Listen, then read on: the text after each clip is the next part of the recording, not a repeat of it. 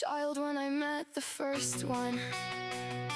Eyes like fog, face half gone. He said my name like it hurt his tongue.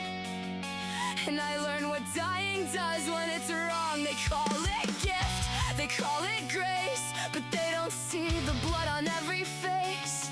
I felt the spirits take their breath, felt the shiver that comes with death. It's not heaven, it's not divine, it's a world that won't stay on its side.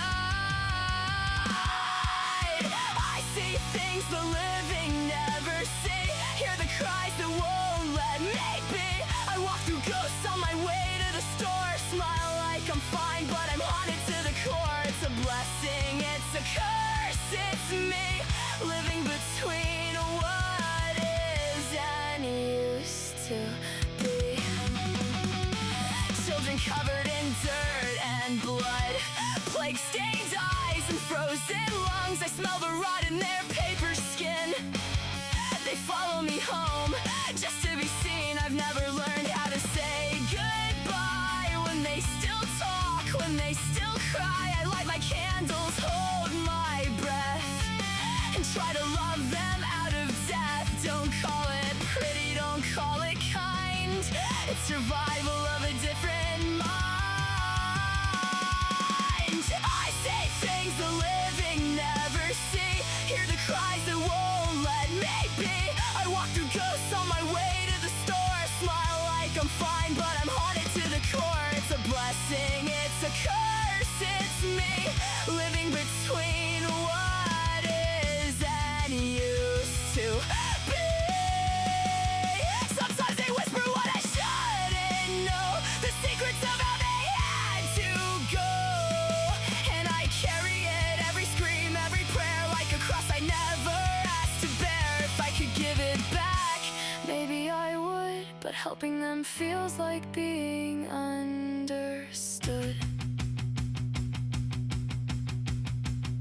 I walk around people that aren't there, I say sorry to the air, and when the world sleeps, I keep the dead company.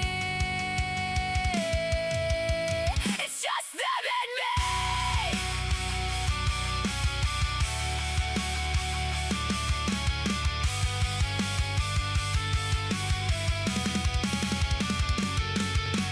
I see things the living never see, I felt their pain, their tragedy. I talk to ghosts like they're old friends, and I never know where this world ends. It's a burden, it's a light, it's me forever between what is and used to be. They say I'm lucky, but luck doesn't smell like death. Still, I wouldn't trade it.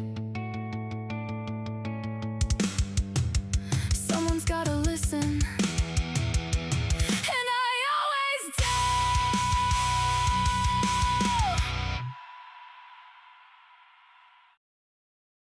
Welcome to the midnight tide, where shadows whisper, darkness hides. We're diving deep into the unknown, on a journey you're not alone. From haunted halls to specters lost, we'll guide you through the eerie frost, with tales that chill and spirits roam. A freaking awesome paranormal show. Ghostly whispers, ancient tomes, mysteries in haunted homes. Brace yourselves, it's time to go. The freaking awesome paranormal show.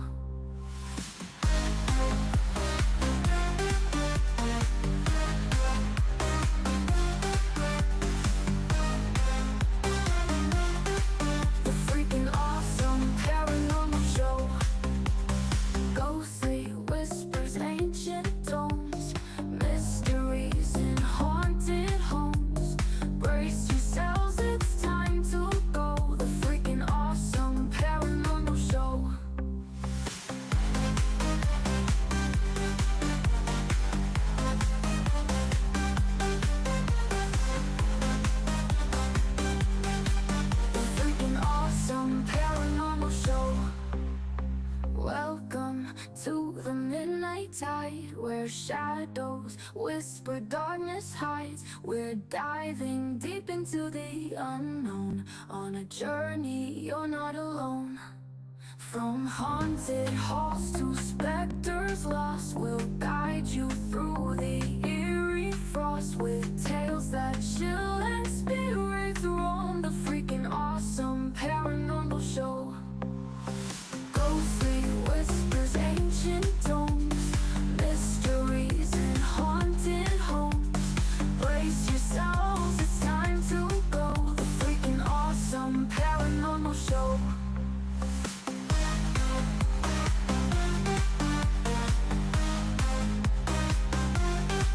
The Freakin Awesome Paranormal Show.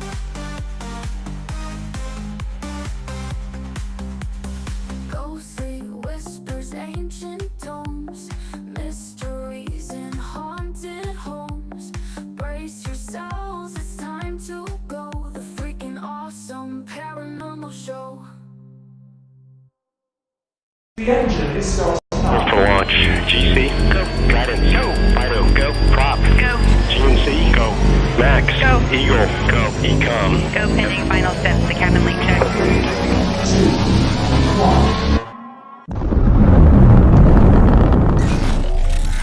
Is there anyone here that would like to communicate with us? Can you give us a sign?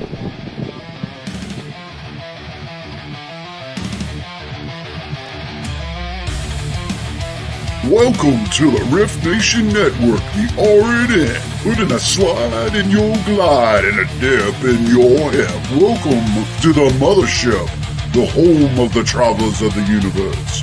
With shows throughout the week, you can find us at Instagram, Twitch, Facebook, YouTube, Spotify, and more. Everything you could want, everything you can need right here, right now.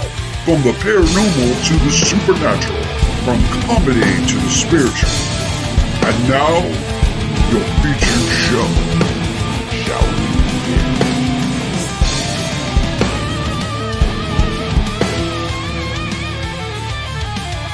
It's showtime, folks! Podcast may contain material that some listeners may find sensitive, offensive, or disturbing. We strive to create respectful and informative content, but topics discussed may include mature themes such as violence, explicit language, or controversial subjects, triggering content including discussions related to mental health, trauma, or other sensitive issues, explicit language. Occasionally, our guests or hosts may use strong language. While we aim to handle these topics with care and empathy, we encourage listeners to exercise discretion. If you find any content distressing, consider skipping or seeking support. Remember that this podcast is not a substitute for professional advice. If you need assistance, please consult a qualified expert.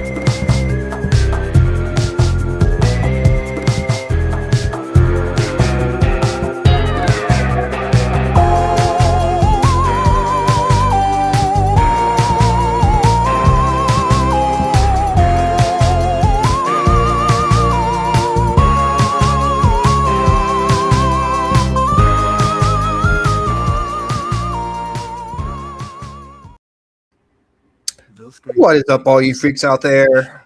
This is Ryan, This is Rhonda.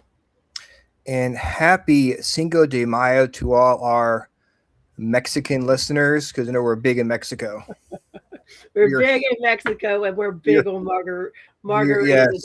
tacos. So Yes. yeah, Take a sip of your margarita, maybe drink a Corona, put some lime in your Corona, yeah. and enjoy the celebration. I actually went to Taco Bell today, and so I did my part to celebrate the goodness of Cinco de Mayo. I actually did not realize it was Cinco de Mayo until I got a picture from our guest today.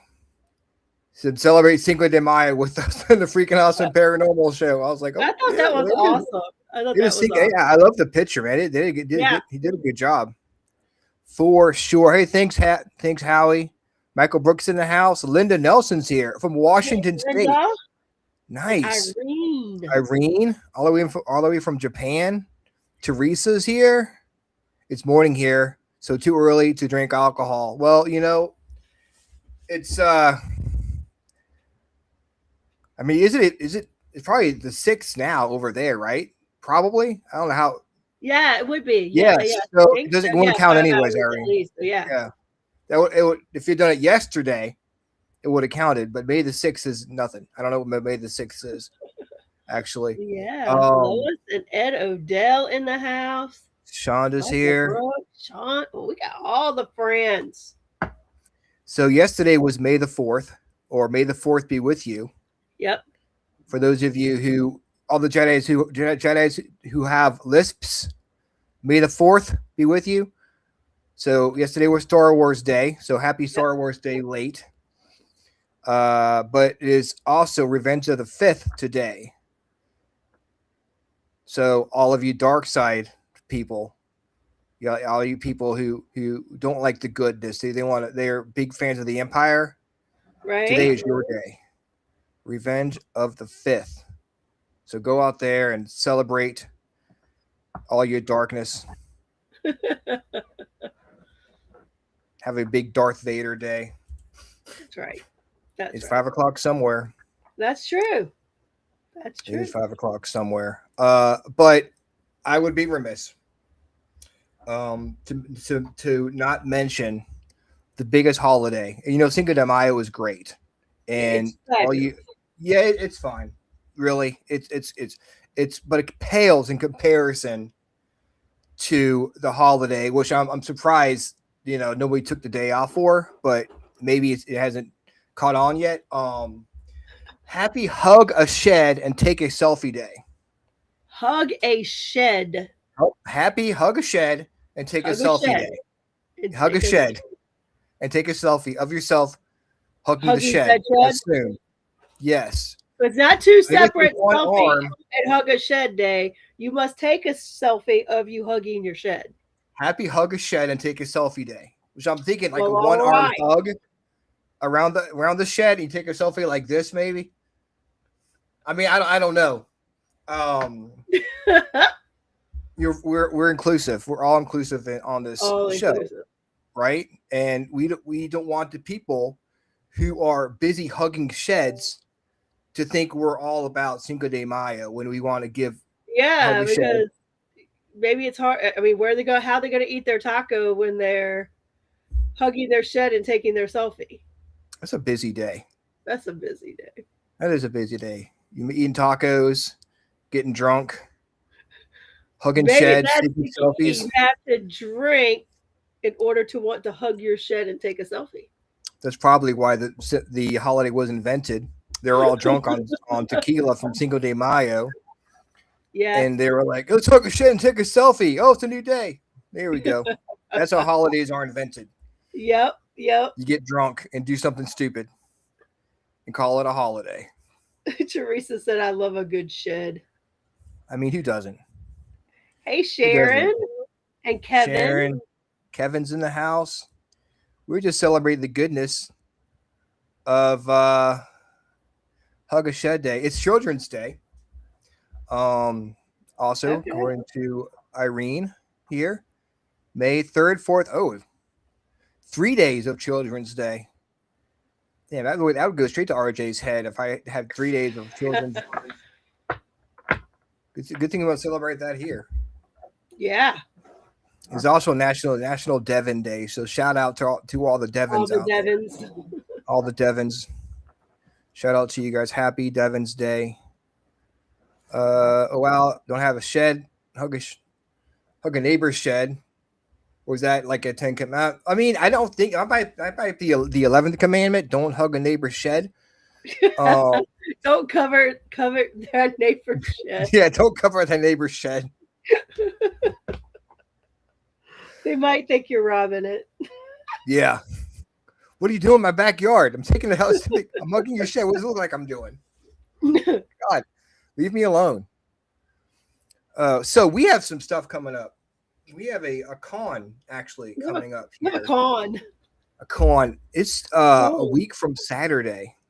It is. If you can believe that. Wow. Wow. Yeah. Yeah. It used to feel so far away. Yeah. I think. I mean, in my head, it's still a month away, but it is actually a week from Saturday. Cabin Con 2026 is upon us. Yep. And we will be there. We'll be interviewing people. We will be having a good time. Yep. The cool thing is about this event is it's free to the public. Anybody can get in. You can walk around, meet all these cool people. All the cool teams are going to be out there. We got Transcend Paranormal, FPRI is going to be. I can't even talk. Crop is going to be there. We're going to be there. Yep. 13th Floor Haunted Media Productions are going to be there. Lots of incredible speakers are going to come and give speeches and talks about what we do in the paranormal and stuff. So that's going to be a lot of fun. Now, admission's free. You can get in for free, walk around, meet people. But the workshops, like Kim Sage just has a workshop where you're actually putting stuff together, right? Yep. So that's going to cost some money. Because they got to buy materials and stuff, but you get to take home something with you. Yeah, it's worth it. It's worth it. Yeah. It's just, admission's free. But there are some things, if you want to participate in them, though they cost a little bit of money, but it's not like exorbitant amounts of money. No. You're not gonna have to like take a loan out or whatever, pawn your car, sell your kids, you're right. So, that's it's not gonna be too expensive. And we have paranormal investigations both nights. Friday and Saturday nights, which is going to be fun. Yes, and those cost money too. Yeah, so those aren't free. Linda Nelson's, I love my shed. Well, you need to go outside and hug it and take a picture of it, take a selfie of it if you love it that much, because it is the day. Just show your shed some love. Show your shed some love. Show your shed some love. Oh, so let's see. We don't have any paragons here because I am it.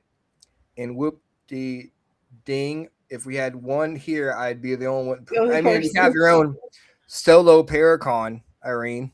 Yeah. We need to come over. Come visit us in the States. Yeah. And we'll take you to a paracon. Cabin Con is usually in May, so have a year to plan the trip to come see us. That's right.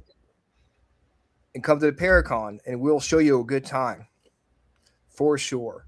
So that's about it for us as far as news is concerned. Cabin Con's coming up. We are going to be live from the Cabin on 360 on Thursday night.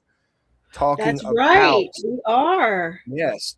We'll be talking about Cabin Con with the proprietor of the Cabin on 360, Dennis Eselak, the man behind Cabin Con. So it's gonna be a lot of fun. He's always fun having him on the show. What is up, Shared Paranormal? How's it going? Thanks for joining. Thanks for joining the fun, and happy Hug a Shed Take a Selfie Day, by the way. And thank you for well, that too, but thank you for taking the time out of your Mexican holidays and shed hugging to join us tonight on the Freakin Awesome Paranormal Show. But first, before we get to our guest, which is Neil Gibbons from Graveside Paranormal, we need to learn how to live our lives. What do the cards say for us to do? We'll pull a card from our Phoenix deck. This may be the last week we use this one for a while. I just today placed an order for a new one to use for the summer that's a little sassy. Ooh, sassy summer card. It's sassy. It's called the Outlaw Oracle. Looks to be pretty interesting. So hopefully it will be in time to use for next Tuesday. I do like when cards get sassy with me. I'm not gonna Yeah, lie. they're gonna be sassy. Sassy. They're gonna be sassy for the summer. All right, let's see what we need to do this week. Put on my glasses so I can tell y'all a thing or two. All right. Ooh. That's kind of cool. Let's get one to go along with that and see where we're supposed to go with that.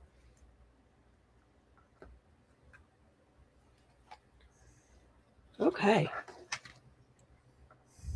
Oh, that's one we got really recently. Oh, I think these are great. So the first one I pulled, and it made me want to pull another one to see where to go with it, was Wild and Happy. Really pretty deck. Kind of all the colors, everything coming together at once. Got the bright sun behind it. So, that's pretty self-extent, like wild and happy. Like, so my thought was like, when I pulled that, I was like, what do we need to do to get there? We want to be wild. We want to be happy. I think we do find a little bit more of this time of year. People are getting a little happier. They've got a little more pep in their step. So the next card I pull to go along with that says, learn to live in love. And that's just not love for others. It's love for self. It's love for the journey. It's love for the ups. It's love for the downs. It's just making sure that no matter the situation or where you're going or what you're doing, you're living in that space of peace and love, which will, I believe, bring you to the wild and happy. Wild and happy. Wild and happy. Wild and I want to say, happy. hey, Jason, we haven't seen you in quite a while. Good to see you. I know we missed you, brother. We missed you. Hot and Sassy was Teresa's nickname. Why am I not surprised, Teresa? Why am I not surprised? I like that term for it even better, Michelle Wilfong, with the haunted apartment. I'm going to call my deck spicy. Spicy. Spicy. Spicy deck. I think that's very good advice. Yeah. Words to live by. And guys, I'm super excited to be chatting with Neil Gibbons tonight from Graveside Paranormal. Let's go ahead and bring him on to the show. Here we go. Hello. What's up, man? How are you? All right. How are you two tonight? Good. You're good. Happy Cinco de Mayo. Happy Cinco de Mayo. Woo! Yes. Celebrating by drinking coffee. Yeah, I'm hardcore like that. Yeah, man. Don't hurt yourself now. I know. Well, I appreciate you guys having me on tonight. Absolutely. No problem, man.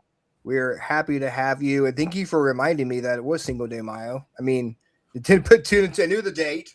I knew it was May 5th, but I didn't put two and two together until I saw that. I'm like, oh, okay, awesome. Yeah. Usually, me and my wife, we usually go to like a Mexican restaurant, but she had to work at the hospital tonight because it's also Nurses Week.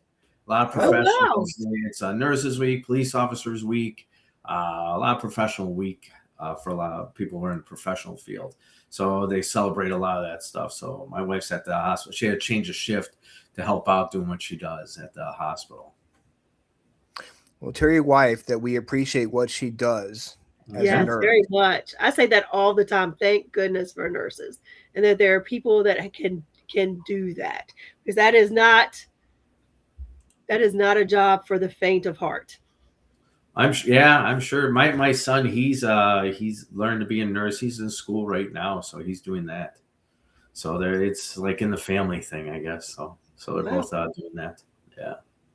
My girlfriend's a nurse, and they definitely don't get enough credit for what they do. And shout out to Kasem. I know you said you're dealing with some stuff, so we have your back here. We're always here for you if you need us, brother. So, wow. So I want to start at the beginning of your paranormal journey, but first I want to ask you a question. Sure. Before you go on an investigation, what kind of music are you jamming to? Oh man, I could be jamming to a lot of music. I mean, my my go-to type music is like heavy metal rock Mm-hmm. when I'm going to places. But if it's a spiritual type of house, I try to use like a spiritual type music. I try to get myself in the vibe of where I'm going. So it has to kind of correlate with where I'm going to. Like if I'm going to to a property that is very spiritualistic, I try to get myself in that type of mindset.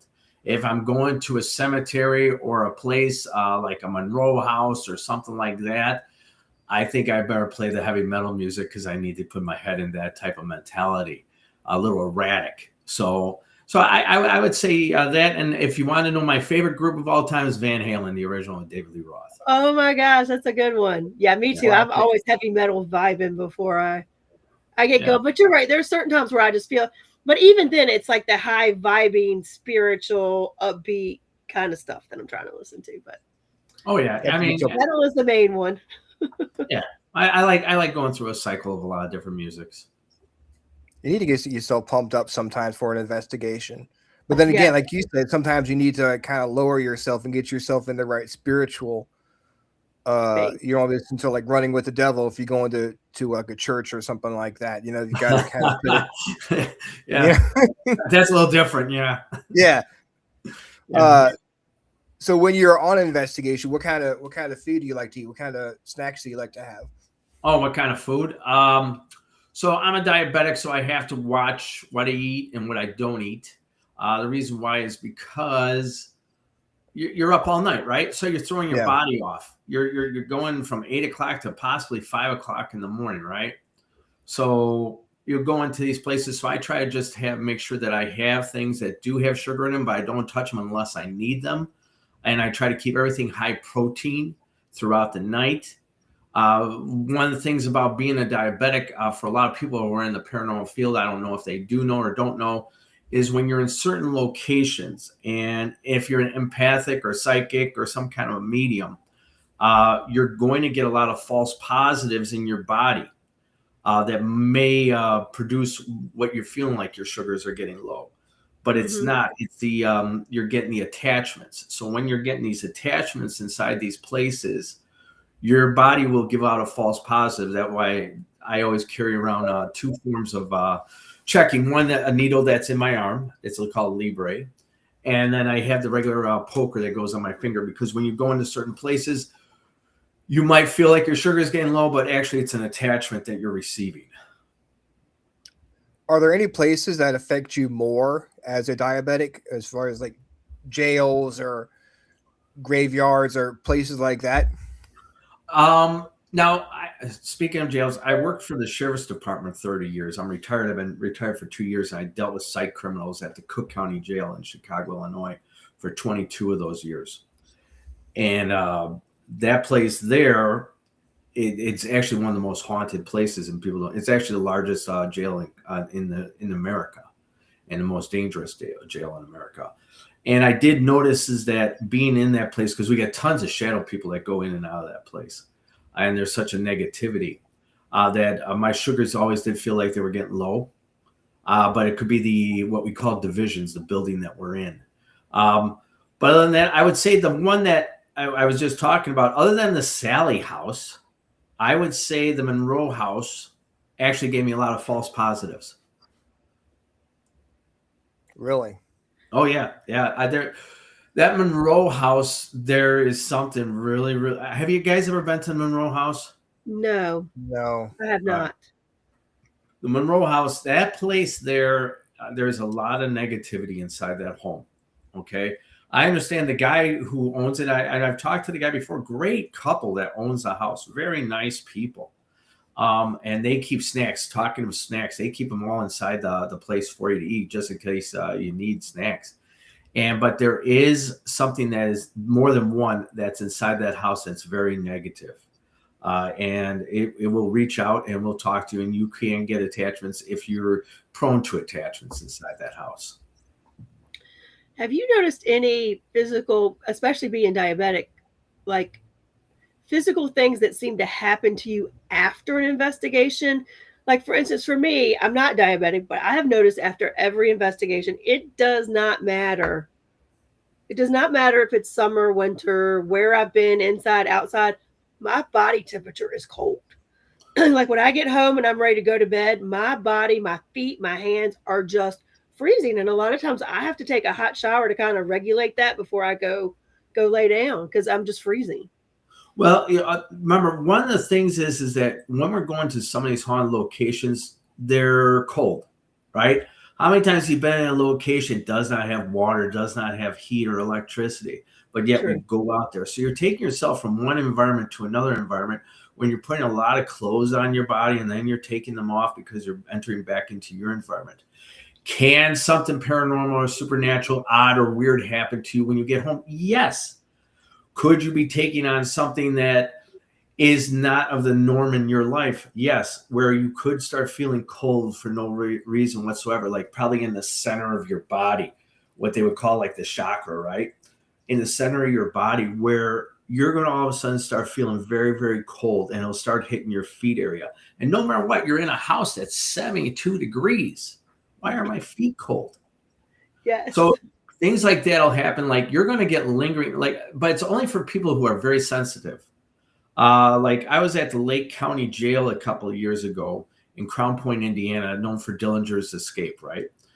And for whatever reason, I can be on the couch for like 2-3 days, just exhausted because of the attachments. The attachments inside of a lot of these places, institutions, are huge for them. I walked out of there, we got in the car and started driving home, and I start feeling the thing of jealousy and hatred.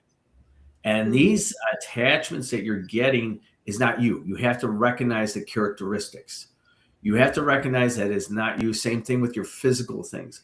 Am I walking a little differently? Am I feeling things physically that I shouldn't be feeling?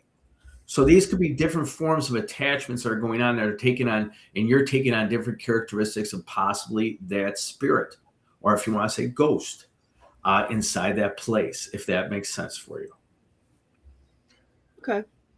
Have you ever had a because you do paranormal tours in Chicago? Yes. Have you ever had a person, like a customer or a tourist, I guess, have an attachment or change? Yes. During Yes. an investigation? Yes. So in the Chicagoland area, I've been doing ghost tours in Chicago for the last 11 years, known as Graveside Paranormal Ghost Tours. And I take you on a 4.5-hour ghost tour throughout the night, mainly in the month of September and October. And we take about 40, 50 people out into the night, almost on a nightly thing on Fridays and Saturday nights. And we go to this place called Bachelor's Grove Cemetery. That's located on the south end of the Chicagoland area of Chicago. It's the most haunted cemetery in America, but it's only an acre long. And it's only got a little bit up to 99 to 102 graves that are inside this cemetery. There's a form of possession that is going on this land. And I warn everybody, and I make sure I'm very honest and real about everything. I know people love stories. They love hearing the stories. But some of the things, when you go to places, you have to be completely honest with people. So there's a form of possession that's happening on the grounds in this place. And it's not the cemetery that's haunted, it's the land that surrounds it. Back in the 1950s and 60s, people started noticing blue orbs of light bouncing around the cemetery. So people are going to get interested. They're going to start coming out there, right? So they come on out. But with that, you're going to get people who are malevolent, who are going to come out there and try to conjure up things, like they're going to make this special deal with the devil type mentality, right? So they go out there doing these things on the ground, and it's the land that starts to become possessed. It starts with, instead of a human host, it's the land. So think of it as like this. We start with an infestation, right? So think of it as termites to a tree. These termites to the tree, while these people are going in here trying to conjure up things, doing sacrifices inside the cemetery area, think of it as termites to a tree where you've got the infestation.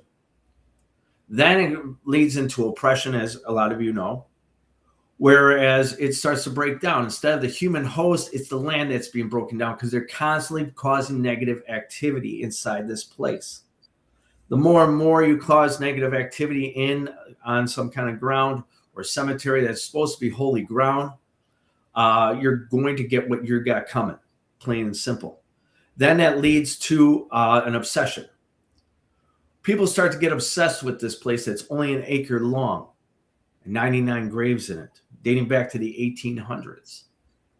For whatever reason, people get obsessed. I know of a man who actually lived on the grounds, and he actually committed suicide on the grounds.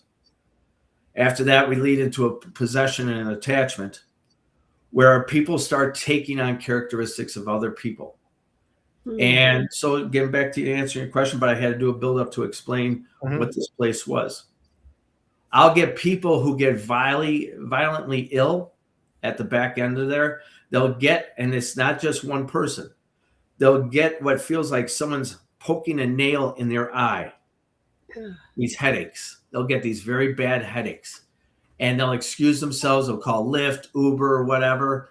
And I make sure I don't leave them until they've gotten on that ride.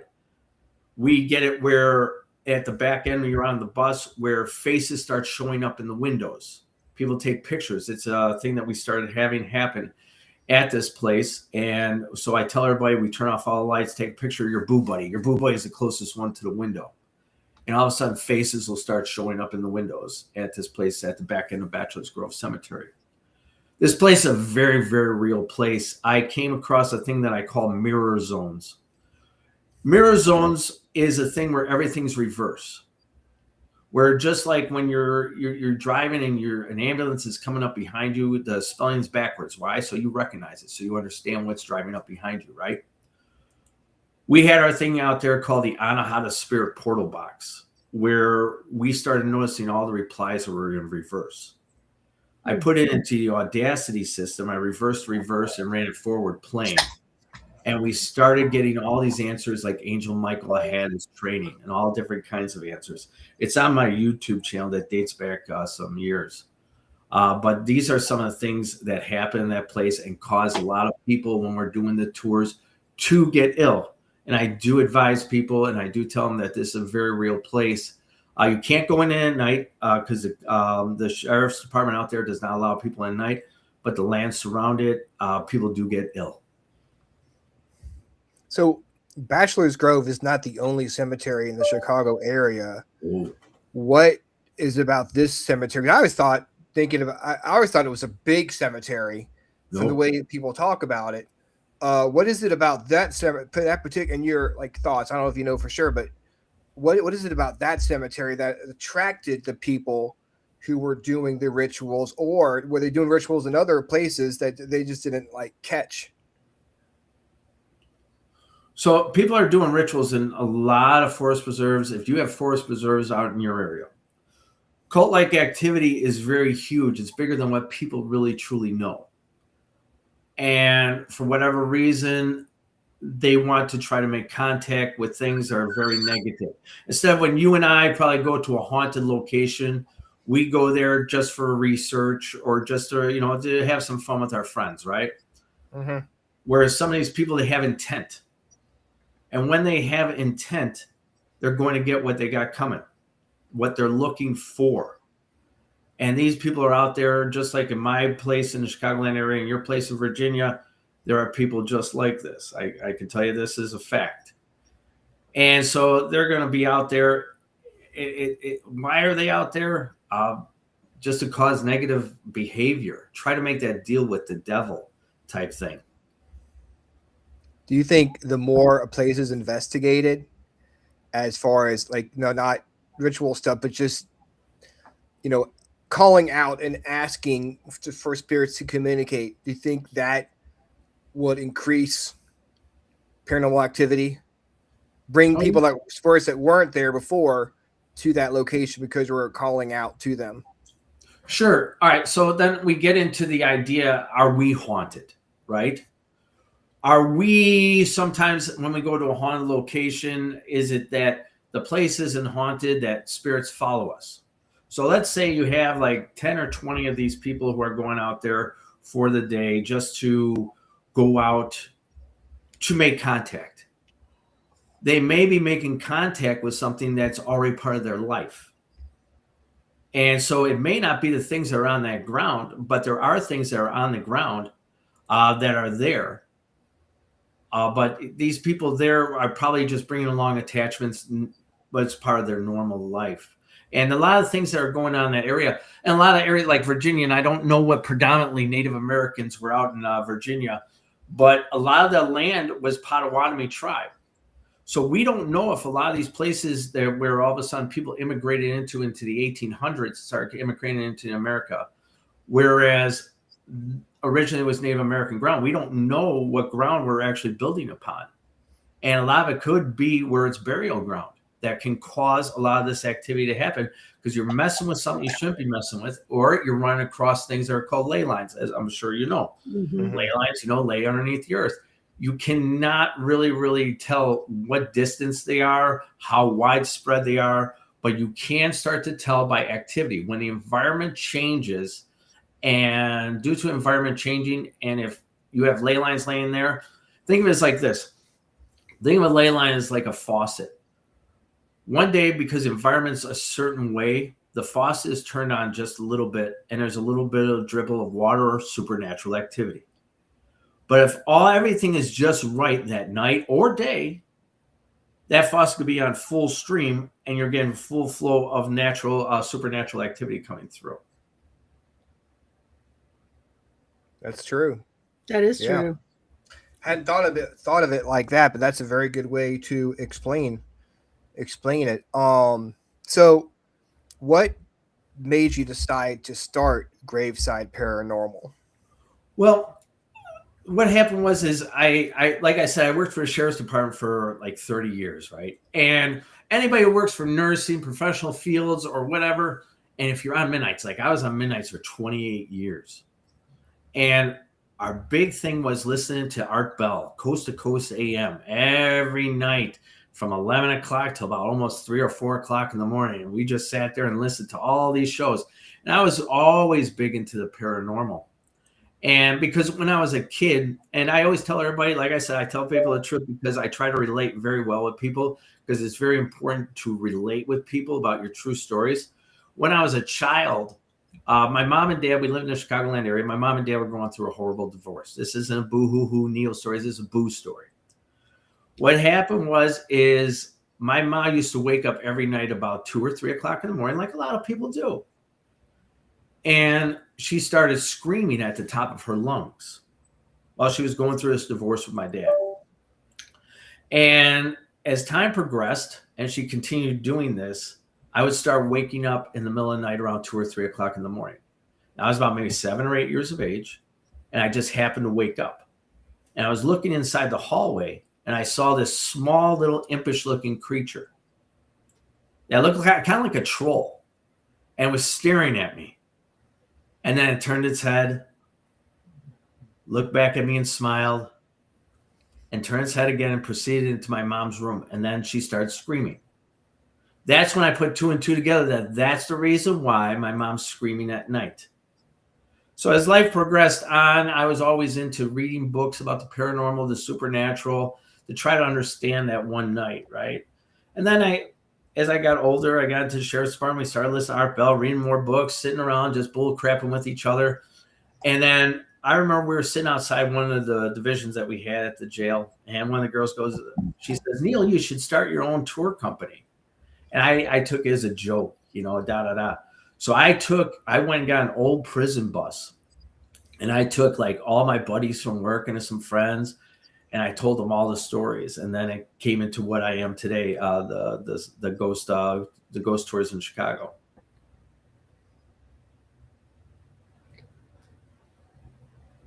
I know a lot of there are tours that just tell the stories and tell the history, and then they move on. But you actually go deeper. You actually do bring equipment, let people use equipment during the tour to see if they can actually get something. Now, how long do you stay at each location for? I would say about 15, 20 minutes because it's a tour. And all tours, when you go to do a tour, or if you're deciding to want to start your own tour company, everything is about timing because buses cost money.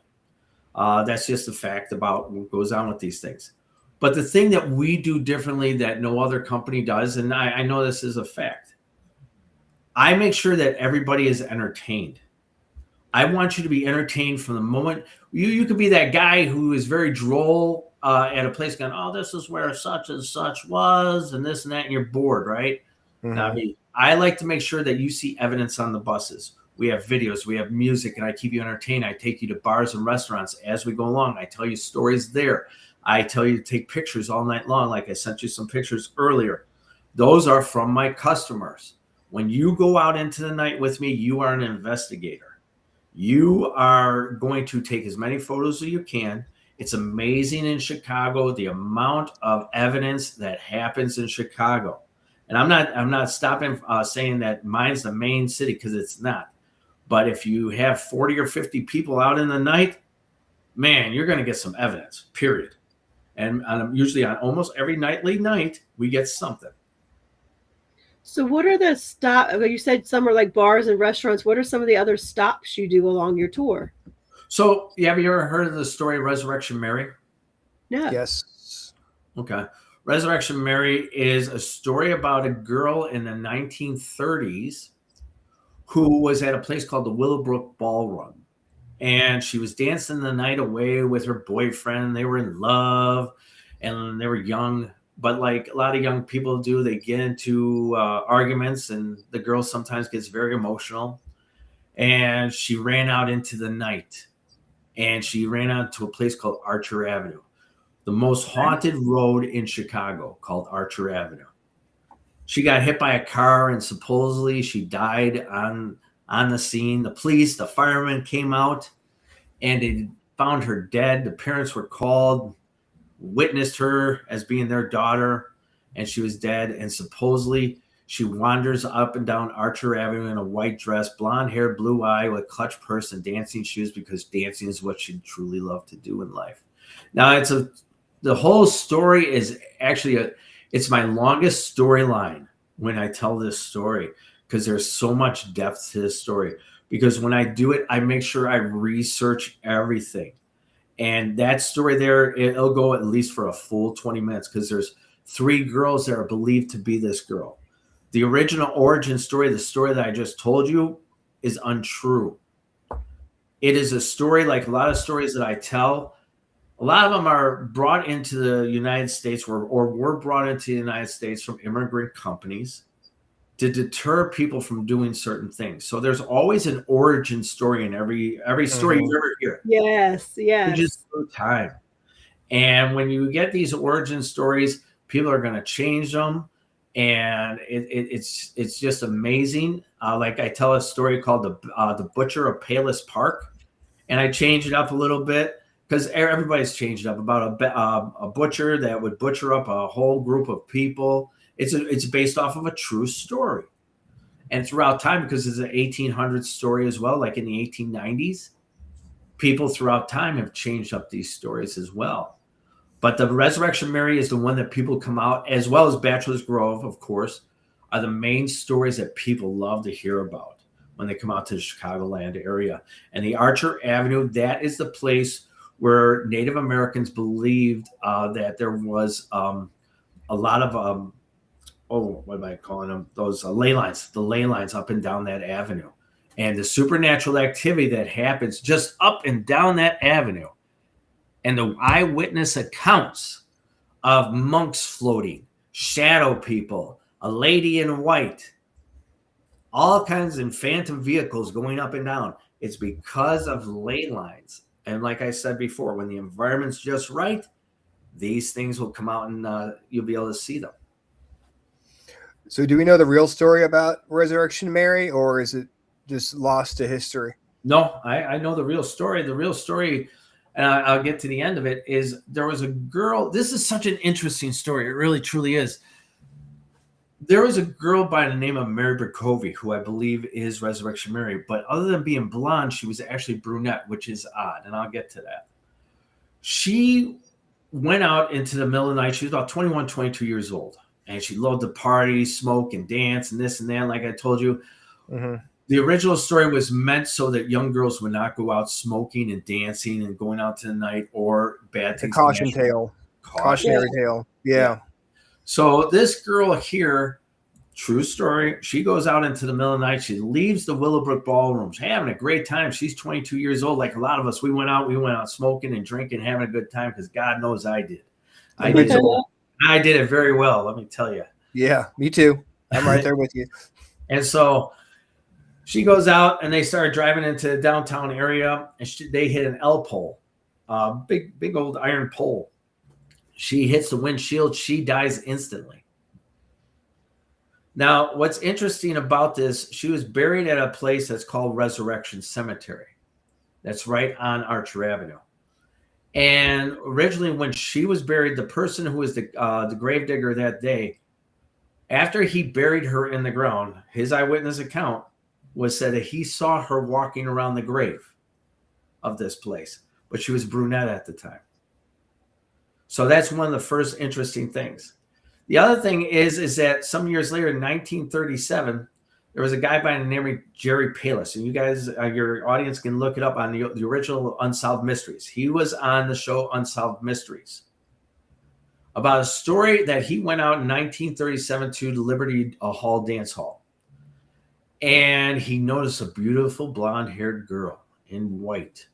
She was sitting there, and he asked her, "Can I dance with you?" And she said yes.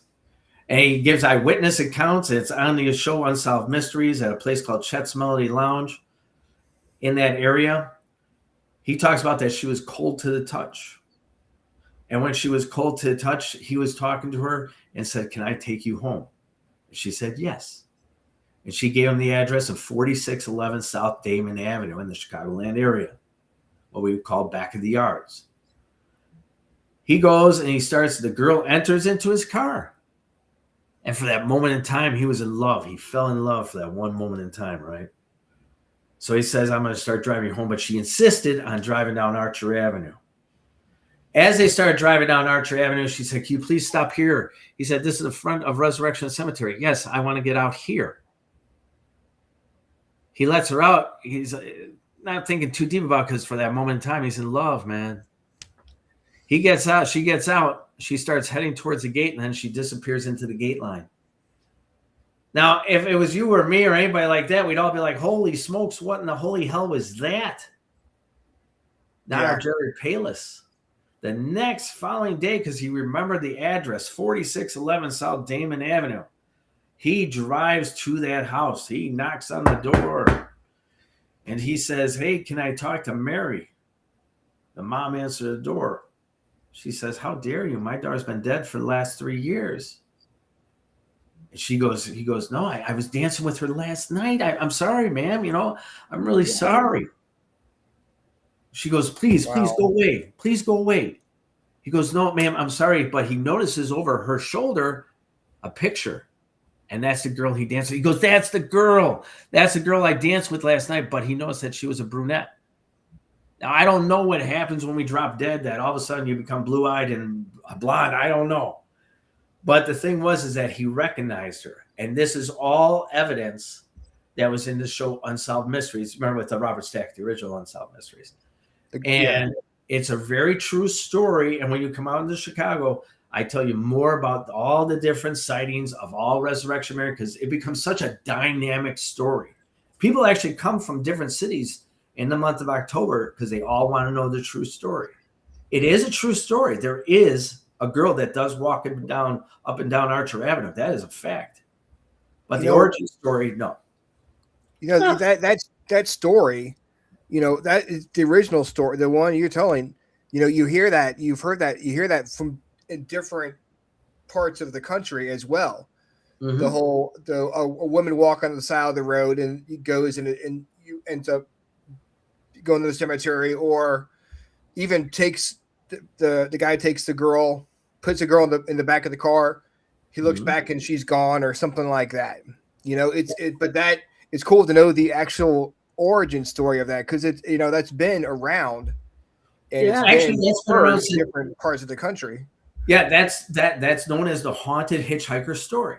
Yeah, it actually came around, and it's so odd. I found this out because of the research that I did. This actually came back all the way to the Roman era, where this lady was showing up when carriages were going by or whatever they were riding in, and this lady would show up. So in a lot of states, a lot of cities, there's a haunted hitchhiker story.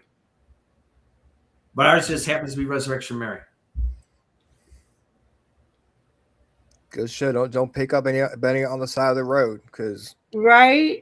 I'm looking for him, man. I'm looking for him. Yeah. Do you ever find yourself looking when you go down the road looking for and stuff when you go? Has anybody seen her? Have you done? Oh yeah, a buddy of mine. His name is Steve. He's actually the head of MUFON in the Illinois area. He's the president of MUFON, and he was actually on Unsolved Mysteries. He was one of the eyewitnesses that he saw Resurrection Mary back in the early 90s or late 80s. He gives a whole eyewitness account of how he met her. We didn't meet her, but he saw her on the side of the road walking. Wow. That's awesome. Yeah. So what do you think it is about? I mean, I guess the Midwest in general, but there are lots of paranormal hotspots in that area, like Chicago, Iowa, all those kind of Midwest area. What do you think it is about that particular area that makes it so ripe for paranormal activity? Well, people ask the question is, why is it we're always seeing people from the 1800s, maybe the early 1900s? Why don't I see somebody from 2026, right? Or 2025, right? Yeah, I've heard that question posed a lot recently. So I try to think deep on some of these things, and I think one of the reasons is we're all made of energy, right? You all agree on that, right? Yes. So it's the energy that's being projected out into the environment. Back then, where you and I are in a nice house right now, there's a normal heat inside the house. You're having a nice drink in a nice cup and this and that. These people were living out in times where there was none of that. They were living outside, and all that energy of negativity and frustration is being projected out. Now I'm throwing a little bit of, I'm about to get murdered, or something negative really, really happens. Now the energy is even projecting out more into the environment. I think it leaves such a recording in that area, as we know, as a residual haunting, right? Right. But it's from the traumatic and dramatic things that happen in timelines. Those were traumatic and dramatic timelines. Take, for instance, the Great Chicago Fire, 1917. Those things there, it's just amazing. Did I say 1917? Yeah, wrong date. But was projected out. When that's projected out into an environment that everybody's already frustrated as it is, that's why I think we see more of those things, more of those type of specters out into now at a lot of sites, because we don't see a lot of them in the 2000s or the maybe 1990s. Whereas I've come across cases where, people have asked me to come to their homes or this and that, or a business or a bar, and we will get things that are a murder that happened in the 90s or 2000s, and we will make contact. And how we make contact is using just simple things like recording devices and see what we can get. But can there be malevolent spirits that are out there trying to manipulate? Of course. I've had it happen many times where it tries to pretend it's something else. But that's the answer to my question is due to the different kind of a world that they lived in the 1800s and the early 1900s. That was just a harder lifestyle. So that energy is projected out. Plus, you have more access to more historic locations. So you're going to see more historic people. If you go to a house that people lived in the 1800s, you'll see 1800s ghosts. When you go on a historical tour, you're not going to go to a house that people lived in the 2000s. No, you're not, unless you get an Airbnb. If you get an Airbnb, yeah. But the thing is, take for instance Gettysburg. That place there, like I was there last year for a conference, and there was. My wife and my son went out there, and they were getting a lot of evidence. You see ghosts, spirits just walking up and down these hills, up and down. It's because that energy is being pushed out into the environment. People are frustrated in that energy. We are made so much full of all this energy, and we don't realize what we're truly doing by pushing all that stuff out. And that we leave a huge imprint on the next people to see us. And we have the cabin on 360 here in Virginia, where a young lady was killed in the late 70s, and we get EVPs from her. So it's not just I guess it really depends on where you're at. Because again, if you're in a historic building, you're probably going to see a historic people. And like what you said, the fact that, probably more prevalent, and maybe you've got to be at the right place to see the spirits. And maybe you might be seeing one walk on the street. You may not even realize it. I mean, how many ghosts do you see that? Because I know people talk, they say like, I saw someone appear to me, and it was like, just like regular full body person. You mean, is there a chance that we could see someone walking on the street that could be a ghost and we not even realize it? Sure. Especially in a place like Chicago. Oh, yeah. Sure. Like, take, for instance, you're talking about that 1970s, okay? Girl you said she was shot and murdered? Yes. Yes. Right. So she's shot and murdered. So what happens is, with a lot of cases I've come across where traumatic things happen like that, right? So we all have the ethereal umbilical cord. We're all born with an umbilical cord in life, right? So then you have the ethereal umbilical cord that's supposed to be our spirit that is connected to our human host body. Now, when people don't know that they're about to die or quickly just die, that umbilical cord is snapped, and they become a lost soul. And what happens is, she might still be there, or she might frequent back, or you're getting fragments of the history of that with a residual through that energy that's being pushed out, or the ethereal umbilical cord was snapped before her time, and she doesn't know that she's dead. I mean, that's true. There was she was 12-year-old girl who was shot in the chest by her brother, or her half brother, and we did a spirit box session in her room, and my friend Dennis asked, is the name Randy significant? And her voice comes through. It sounded like a little girl saying he did it. That was the name of her brother. Mm-hmm. And on another occasion, and this goes for energy, like energy still being there. This guy's still alive, right? A voice came through that said, "Not a rapist," because Randy raped, R-worded, sorry, Melissa before he unalived her. And he said, the voice came through, said, "Not a rapist." And a voice came through after that and said, "Hello, Randy."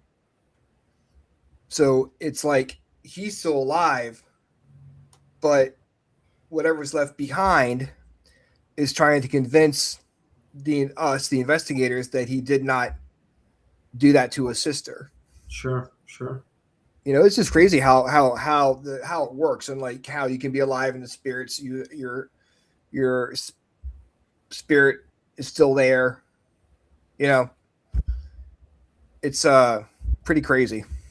Yeah, it's very interesting, especially when you start to really know the history of a place, and then you're reaching out to what traumatic event happened in those places. So it's very interesting. And then you gamble, wondering if, like you're talking about that young man, if he's going to act out, because you're asking too many questions, which has happened in certain locations. You ask too many questions, or you started imposing the thing that you're guilty. You did this to your sister. There is that chance that someone might fall down a flight of stairs. Yeah, right? People have been pushed or scratched. I mean, it's definitely a place where people can change. Have you ever had people actually, get upset or mad or angry, change their personality during an investigation? Yeah. All right. So, those pictures that you put up of the other people. So, the video that you made, thank you. It was a great job. Those people, I'm affiliated with them. That's Larry and Brittany. And Larry's awesome. Yeah, Larry's a good friend. Me and Larry, we did I had people. You ever hear of the Roth House? I'll get to your question in a second. You ever hear of the Roth House? Yes. I had Larry and myself. We filmed a documentary called The Seance, and I had over 150 customers come out to the Watsika Wonder story, the first known possession in America. So Larry's a good friend of mine. We work together. We were just working together 2 weeks ago. We were doing a UFO conference thing together, and we were doing a documentary there. But to get to what you're thinking about. So Larry, Brittany, myself, and a guy by the name of Mike and Jenny, we all went to this place in Jericho, Wisconsin, and we filmed this. And this place here is known as the Trinity. It's a old me about church. the Trinity. Yes. Tell you all about this? Well, no, not from this investigation, but he's told me about the Trinity, like that we should go there and stuff. So yeah, go ahead. So we were there for 3 days. I got us an Airbnb that's like half a mile away, and we're actually supposed to go back there this June to finish the interviews. I have never been to a place in the time I've been doing this as active as that and as evil as this place is. I swear to God, and I'm not trying to hype it up. I don't make any money or anything like that. I don't get anything. We were there for 3 days, and people's personalities were changing. On the second day, their personalities started changing. You would see these shadow people. When this video comes out, I just bought us all new cameras, all brand new cameras, right, to document everything. All of them went out.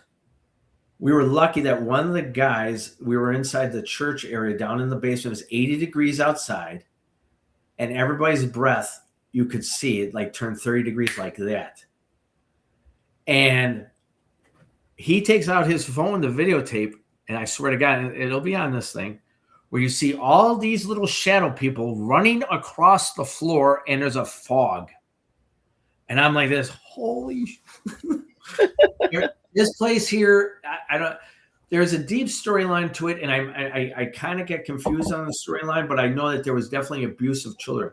So I'm an empath, and I get people who come to me in dreams, and I hear voices, but only out of my left ear. And we were down in the basement, and I already knew that children were beaten down in this one basement. So we did an Estes method, me and Larry, the first time we went there. And I started asking questions. There's another video that we have. It's up and out already. Is that you hear, I go, were there children beaten here? And Larry, as you know, in Estes methods, he can't hear you. He's got a blindfold on, right? So and I'm far back, so he can't hear me. And I'm recording as it goes, yes, we were beat. And it was exact right to the question. The minute I said, the second that, and we got rapport like that constantly. And when we went back there with me, Brittany, Larry, Mike, and Jenny, same darn thing. That attic. Did you ever see, what was the name of that possession movie that came out last year, where he's in a jail or something like that? What the hell was the name of that movie? It kind of gave that vibe where like that movie there, and I'm trying to remember the name, will come to me, where like that's a perfect scenario of what a real true possession is. And it came out, it's on Netflix, and I'll try to remember it. But the rapport that was back and forth is like you and I talking right now. It's just amazing, this place. And that place is called the Trinity because it's 3 different buildings that serve different things. Is that correct? Yeah, it's in Jericho. Yeah, Jericho, Wisconsin. I don't know how much. I know the guy who runs it. His name's Steve. Nice guy. Him and his wife, professional people as well. And it's a reasonable price, I think. I didn't pay for that. Larry paid for that. I paid for the Airbnb, so I don't know how much it is, though. But I recommend people. But once again, places like this, we were just there at the right time, the right place. When that happens, and you get, the other thing is having the right team. When you're out at these things and you have a good, solid team, you're going to get the best activity and best evidence. I'm telling you, I've been very blessed with all the evidence I've been able to get throughout the years. Like I could show you guys evidence that lasts for a very long time. I'm not trying to pat myself on the back. I'm just letting you know is that like those pictures I sent you of all those shadow people, that's just the tip of an iceberg of what we get here in Chicago. Well, we do have to do evidence shows here, and I didn't talk about that earlier, and because you had mentioned about doing evidence tonight, and I knew that I wanted to get your story and learn about your tours and stuff like that. I wanted to give your evidence a whole show and not feel rushed trying to get through it, you know? Okay. That's fine. But I would like to go through the pictures since you sent them to me. But I do want to ask you one thing real quick. When you go someplace like the Trinity, how long does it take you to recover from an investigation like that? That one there, man, other than the Lake County Jail in Crown Point, Indiana, I think that lasted at least up to 2 weeks. What happened was, all right, so when I got home, I don't know if your show's an hour, and I don't mean to keep going on and on, but if you get me started, I can't help myself. I'm sorry. But the thing is that when I got home, I started having dreams about children in this basement and saying, please help me, please help us. And I'm like, oh my God, you could feel when you get these type of things, you're taking on their emotions. And when you take on their emotions, and you know it's not you, it's really rough. It messes with you because you're trying to recognize who you are and what this thing is. And when you're taking on emotions you've never felt before, like I was never abused as a child, but now I'm taking on the emotion of feeling like I'm abused as a child. And it for a first time emotion, it's rough. And you constantly reflect upon that thought, that feeling. And that's where the problem lies when you do what we do. Yeah. I almost feel helplessness because you know they're asking you for help, but it's like, what can you do? And because you're all the way in where you're back in Chicago, but they look at you as someone who can help them, and you're like, well, what you don't know what to do. It's very you know, when you get those EVPs where you come back and listen, you hear a little girl's voice saying, please help me. Yeah. You know, it's very depressing.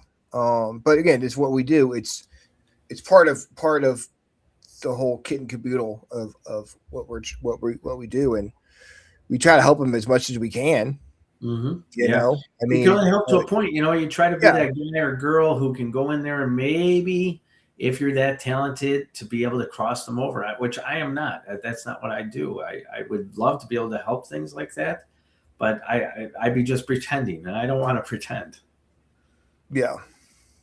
I mean, you want to act, you know, go through the motions, and if you don't know what you're doing, right? You know, but I do want to show the pictures, and then we will let you go after this, and we'll have you back on in the future for a whole evidence show with videos, EVPs, and all that stuff. Oh yeah. Thank you. That'd be awesome. Right. No problem. We love doing evidence shows. They're a lot of fun. Okay, here is the first one right here. Let's see, did it show up? Yes, it is. There it is. You see it? Yeah. So that's our bus on what we call Keene Avenue, and you see the shadow person standing next to our bus. That's that's near the gate of Archerwood Cemetery. Archerwood Cemetery is known for the wailing lady, the crying lady of the cemetery.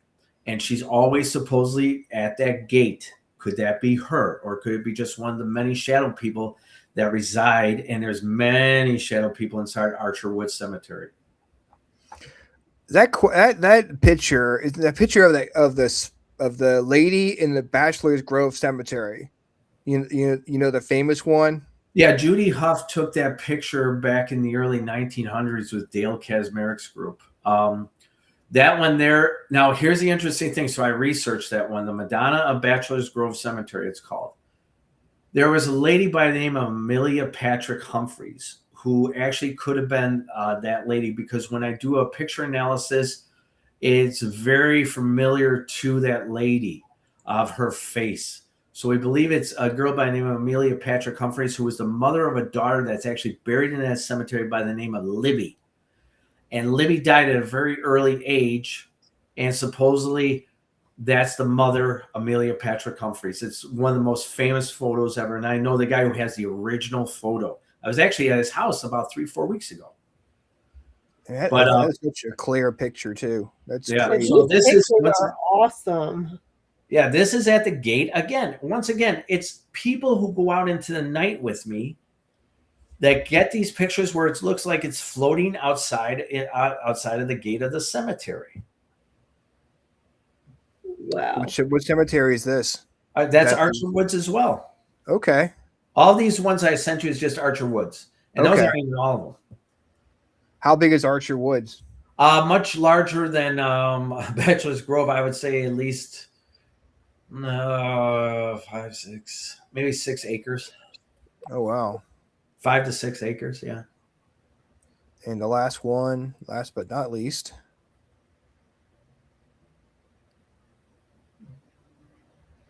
Wow, like I said, right there, little creeper right there. Wow. Yeah. You see 2 of them running side by side with each other. Yes. Yeah. I wonder if they're kids playing with each other. Man, I don't know. Now, back in the 1920s in the Chicagoland area, there was gravedigger strike. So people were not buried in their proper place. Could this first, can it be Native Americans, spirits of Native Americans, or could it be mislaid people who were never found their correct place where they were supposed to be buried? Or is it dimensional? And that's the other thing, ultra terrestrials. We can get into that all day long, ultra terrestrials. That's the fun part about, doing this stuff is just trying to figure out, or having these conversations like, what could it be? Could it be this? Could it be that? Even going into talking about extra dimensionals, which has become a very popular topic these days. Yeah, talking about aliens and stuff.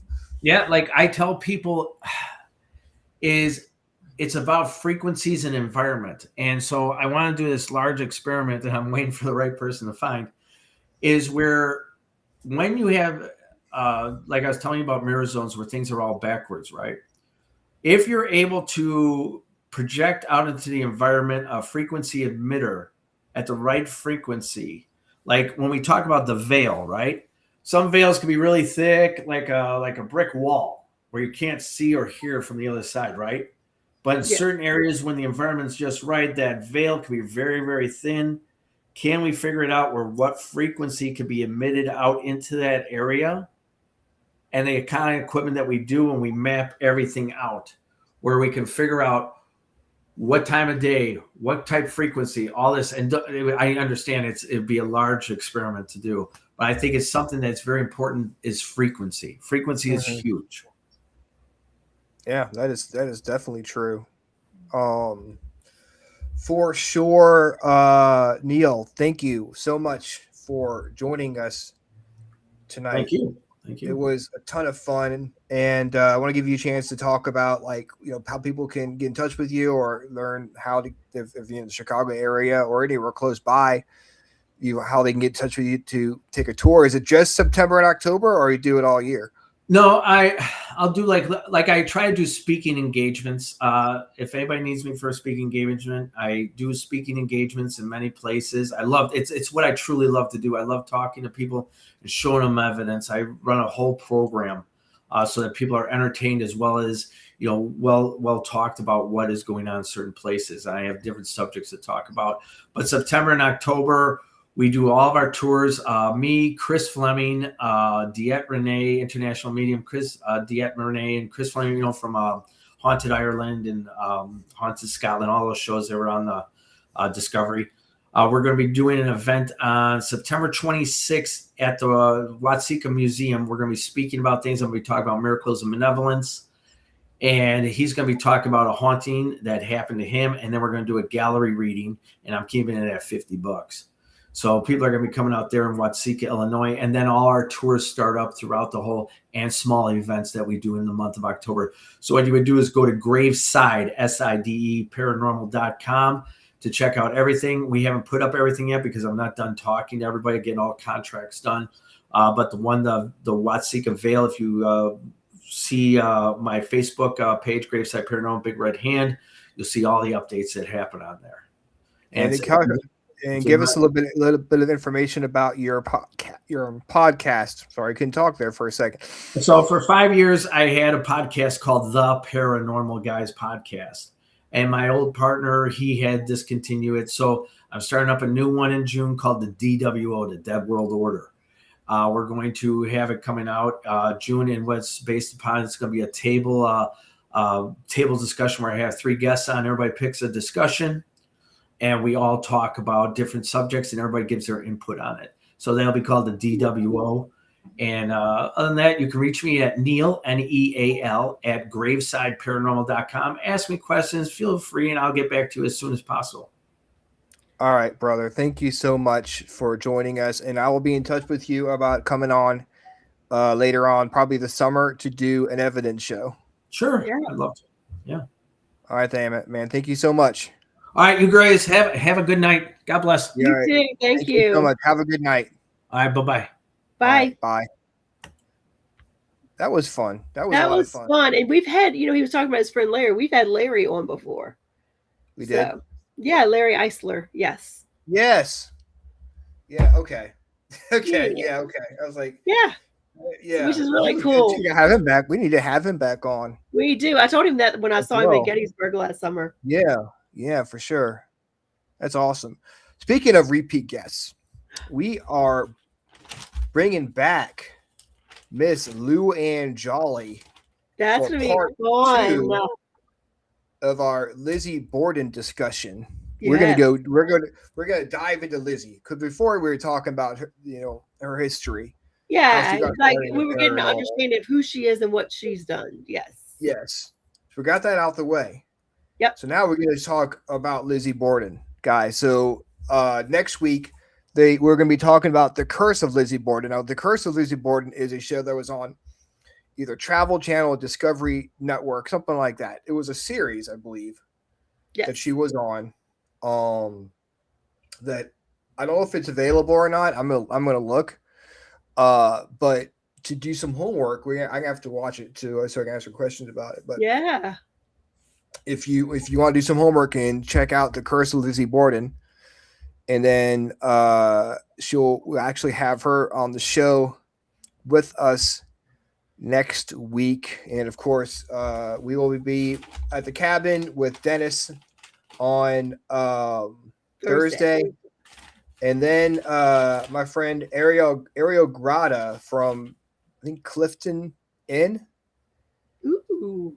She's coming on. She'll be on with us on TikTok after Lou Ann Jolly. And then we have Soulfire Paranormal joining us on May 19th.